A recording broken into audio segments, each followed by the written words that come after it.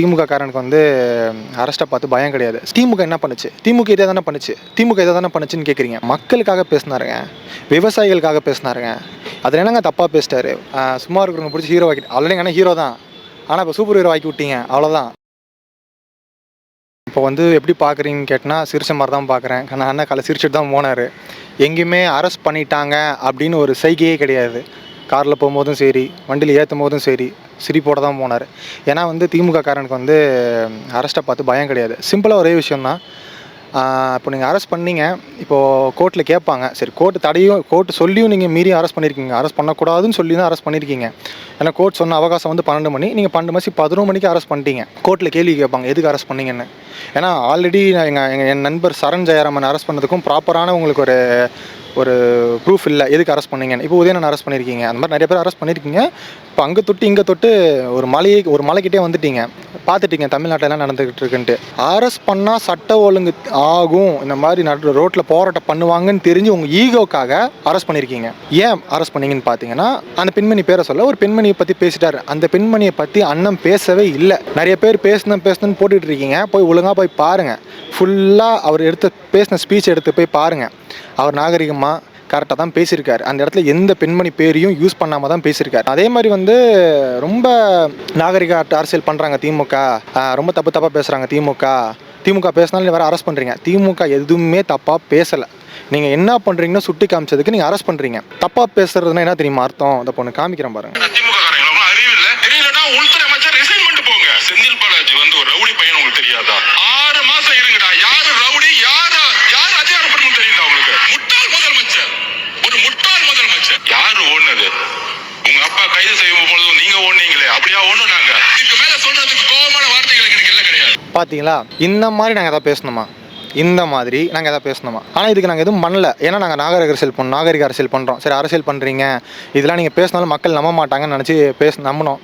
Okay, நடந்துருச்சு. But இதுதான் தப்பான வார்த்தைகள். இது இப்படி பேசினா தான் அரெஸ்ட் பண்ணணும். நேற்று நீங்கள் என்ன பண்ணியிருக்கீங்க, எதெல்லாம் பண்ணிட்டு வந்திருக்கீங்கன்னா அண்ணன் பேசினார். அதுக்கே நீங்கள் அரெஸ்ட் பண்ணுறீங்க. ஸோ ஒரே ஒரு விஷயந்தான். இப்போ அண்ணன் வெளியே வந்துடுவாங்க, அது பிரச்சனை கிடையாது. இதுக்கப்புறம் தயவு செய்து நாகரிக அரசியல் பண்ணுங்கள். என்ன உண்மையோ அதை மட்டும் பேசுங்க. நான் போன இன்டர்வியூவில் சொல்லியிருப்பேன், உண்மையை மட்டும் பேசுங்க. நீங்கள் உண்மையை பேசுகிற மாதிரி தெரியல. இப்படியே போயிட்டு இருந்துச்சுன்னா நீங்கள் வந்து என்டையர் தமிழ்நாடே அரெஸ்ட் பண்ணுற மாதிரி தான் இருக்கும். ஒரே ஒரு கேள்வி கேட்குறேன். நீங்கள் ஒரு தப்பு பண்ணுறீங்க, தாவேகா ஆட்சியில் ஒரு தப்பு நடக்குது. இப்போ அதை எதிர்த்து ஒரு திமுக காரங்க கேள்வி கேட்குறாங்க. இன்கேஸ் நான் திமுக காரன், இப்போ நான் கேள்வி கேட்குறேன்னா நீங்கள் பதில் என்கிட்ட கேள்வி கேட்குறீங்க. திமுக என்ன பண்ணுச்சு? திமுக இதை தானே பண்ணுச்சுன்னு கேட்குறீங்க. சரி, எங்களை விட்டுருங்க, திமுக காரன் இல்லை. ஒரு பொதுமக்கள் உங்கள்கிட்ட வந்து கேள்வி கேட்டால் என்ன பதில் பேசுவீங்க? பொதுமக்கள்கிட்ட போய் பொதுமக்கள் நீங்கள் என்ன பண்ணீங்கன்னு போய் கேள்வி கேட்பீங்களா? ஆணவத்தோடு ஆடாதீங்க. ரொம்ப ஆணவத்தில் ஆடுறீங்க. கோர்ட் சொன்னியும் மீறி அரெஸ்ட் பண்ணி வச்சுருக்கீங்க. சீக்கிரமாக நீதி வெல்லும். 1-on-1 வாங்க. 1-on-1 நேருக்கு நேர் மோதணும். இந்த மாதிரி வந்து எதுவுமே பண்ணாத ஒருத்தவரை இந்த மாதிரி பண்ணீங்கன்னு சொல்லி கட் அண்ட் பேஸ்ட் பண்ணி அரசியல் பண்ணுறதுல அர்த்தம் இல்லை. தயவு செய்து என் நண்பர்களையும் நிறைய பேர் தாவேக்கானவர் இருக்காங்க. தாவேக்காவுக்கு சப்போர்ட் பண்ணுங்கள். பட் நாகரிகமாக எது உண்மையோ அதை பார்த்துட்டு சப்போர்ட் பண்ணுங்கள். தாவேக்கா வந்து நீட்டுக்காக போராடல, காவேரிக்கு போராடல. புரியுது.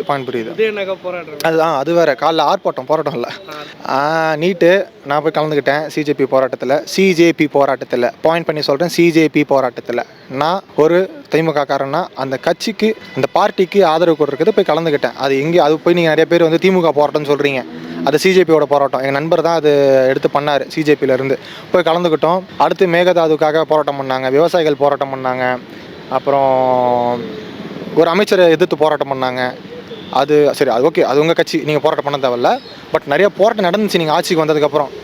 அதுக்கெல்லாம் ஆர்ப்பாட்டம் பண்ணாதவங்க இன்றைக்கி உதயணன் நேற்று பேசிட்டாரு அப்படின்னு சொல்லிட்டு மகளிர்லேருந்து ஆர்ப்பாட்டம், எல்லா மூலைக்கு ஆர்ப்பாட்டம். எது கரெக்டோ அதுக்கு ஆர்ப்பாட்டம் பண்ணுங்கள். சரி, உண்மையான உதயணன் தப்பாகவே பேசியிருந்தாலுமே அதுக்கு ஆர்ப்பாட்டம் பண்ணுங்கள். ஒழுங்காக போயிட்டு எடுத்து பண்ணணும்னு பண்ணாமல் எடுத்து ஃபுல் வீடியோ எடுத்து பாருங்கள். உதயணன் என்ன பேசினார், எதாவது தப்பாக பேசியிருக்காரா? மக்களுக்காக பேசினாருங்க, விவசாயிகளுக்காக பேசினாருங்க. அதில் என்னங்க தப்பாக பேசிட்டாரு? ஒரு விவசாயிகளுக்காகவும் மக்களுக்காகவும் மக்கள் நலன் கருதியும் அதை பேச போய் நீங்கள் இப்படி அரெஸ்ட் பண்ணிங்கன்னா இப்போ வரைக்கும் நீங்கள் திமுக காரன் இறங்கி போராட்டம் பண்ணுறதான் பார்க்குறீங்க. இப்படியே போச்சுன்னா மக்களும் இறங்கி போராட்டம் பண்ணுவாங்க. யாரில் உங்களுக்கு ஓட்டு போட்டாங்களோ அவங்களும் இறங்கி போராட்டம் பண்ணுவாங்க. ஏன்னா நீங்கள் பண்ணுறது தப்புன்னு நிறைய தாவைக்காவுக்கு ஓட்டு போட்டவங்களும் புரிஞ்சிருச்சு. ஏன்டா ஓட்டு போட்டோன்னு என்கிட்ட வந்து கேட்குறாங்க. ப்ரூஃப் என்ன, என்னால் ப்ரூஃப் போட்டேனே காமிக்க முடியும். நிறைய பேர் கேட்குறாங்க ஏன்டா ஓட்டு போட்டோம், ஏன்பா ஓட்டு போட்டோம். ஏன்னா நான் கூட நினச்சேன், சரி ஓகே ஒரு கட்டத்துக்கு மேலே திருத்திப்பீங்க, நாகரிக அரசியல் பண்ணுவீங்க, அது நாங்கள் வந்தோம். நீங்கள் பண்ண மாதிரி நாங்கள் பண்ணியிருக்கணும். அது ஒரே தப்பு. அதுதான் எங்கள் மன வருத்தமே அதுதான். இப்போ ஒரு ஆடியோ போட்டு காமிச்சேனே, அவ்வளோ பேசினா ராதவர்ஜனா, அமைச்சர் ராதவர்ஜனா, மாண்புமிகு அமைச்சர் ராதவர்ஜனா எவ்வளவோ பேசுனதுக்கெல்லாம் பண்ணியிருக்கணும். சரி ஓகே அரசியல் பண்ணுறாங்க, இதை வச்சு நீங்கள் அரசியல் பண்ணுறீங்கன்னு விட்டு போனது எங்கள் தப்பு தான். இவர் ஆதவர்ஜனா ட்வீட் போட்டிருக்காரு. பார்க்கல ட்வீட் போட்டிருக்காரு இன்னைக்கா? உதயநிதி வந்து இந்த மாதிரி பேசுகிறாரு, அவர் பேர் ஆபாச நீதி அப்படிலாம் கொச்சையாக ட்வீட்டே போட்டிருக்காரு. ஆபாச நீதி எனக்கு புரியல, எனக்கு உண்மையாக புரியல. அதான் நான் வாயில் நல்லா வந்துடும் என்ன டேஷு, அது ஆபாசம் இல்லைங்களா? ஆபாச நீதின்னு எனக்கு புரியல. ஒரு அமைச்சர் அவர் எங்கே ஆபாசமாக பேசினார்? ஒரு இடத்துலையும் ஆபாசமாக பேசலை. என்ன டேஷ்ன்னு கேட்டாரா?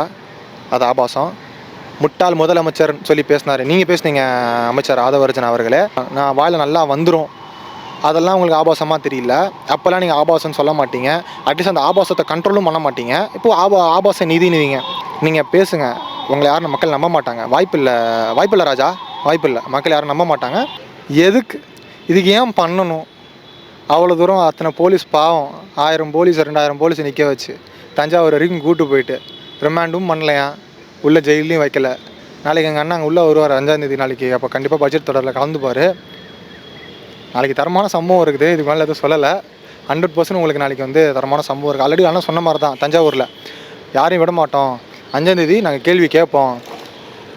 அதாவது ஏதோ ஒரு இதில் வருமுங்க, சிவாஜி படத்தில் வந்து சும்மா இருக்கிறவங்க பிடிச்சி ஹீரோ ஆக்கி, ஆல்ரெடி ஆனால் ஹீரோ தான், ஆனால் இப்போ சூப்பர் ஹீரோ ஆக்கி விட்டீங்க, அவ்வளோதான். என்ன பண்ணியிருக்காரு அப்படின்னு கேட்டிங்க.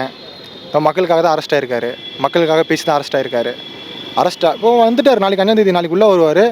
நான் இங்கே பாஸ் பண்ணிட்டு போகிறேன், நாளைக்கு எங்கள் அண்ணன் கண்டினியூ பண்ணுவார் உள்ளார. கொடூரமான கொட்டு இது. கொட்டு இல்லை உங்களுக்கு வந்து எங்கள் அண்ணன் செந்தில் பாலாஜியில் ஆரம்பித்து உங்களுக்கு கொட்டாக தான் விழுந்துக்கிட்டு இருக்குது. இதுக்கப்புறம் உங்களுக்கு ஃபுல்லாக கொட்டு தான். ஏன்னா நீங்கள் ஃபுல்லாக பொய் புகார், ஒரே ஒரு ஒரிஜினல் புகார் போடுங்க தெய்வ செய்து. நான் கட்சிக்காரன் கேட்குறேன், ஒரிஜினல் புகார். ஏன்னா ஒன்றும் மாட்டாது உங்ககிட்ட, ஒரிஜினலாக ஒன்றும் மாட்டாது. எல்லாமே பொய் புகார் மட்டும்தான்.